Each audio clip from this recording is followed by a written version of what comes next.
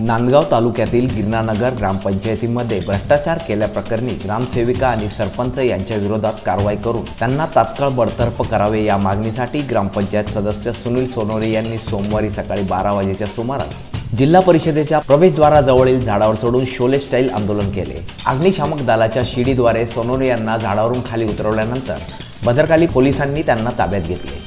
गिरणानगर ग्रामपंचायत आणि बाबुळवाडी ग्रामपंचायतीमध्ये दोघांना बेकायदेशीररित्या भरती करण्यात आल्याचा आरोप सोनोने यांनी केला।